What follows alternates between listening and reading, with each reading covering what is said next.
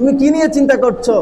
যে আমরা সুস্থ আছি, আল্লাহ পাক আমাদেরকে সুস্থ রেখেছেন, আমাদের কিডনি সচল রেখেছেন, হার্ট সচল রেখেছেন, মাথা ঠিক রেখেছেন, আমরা সুস্থ মস্তিষ্কে আসা যাওয়া চলাফেরা করতে পারছি, এটাই হচ্ছে বড় রিজিক। সুবহানাল্লাহ।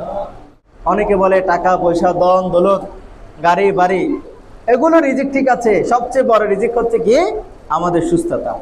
অনেকের 10 তলা বিল্ডিং, কোটি কোটি টাকা, কিন্তু অন্তরের মধ্যে শান্তি নাই।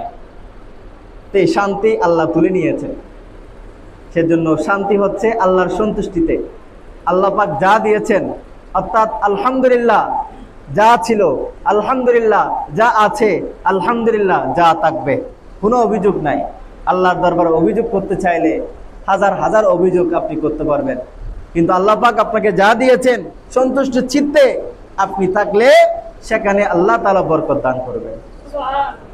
আল্লাহ তাআলা বলছেন লা ইন শাকারতুম লা আযীদান্নাকুম, বলা হচ্ছে শুকরিয়া আদায় করলে আমি বাড়িয়ে দেব। আল্লাহ তাআলা নিজেই তো বলছেন সন্তুষ্টি। আল্লাহ তাআলার শুকরিয়া অন্তর থেকে করতে হবে। অনেক সময় আমরা মুখে বলি, অন্তর আবার সেটা সন্তুষ্ট থাকে না।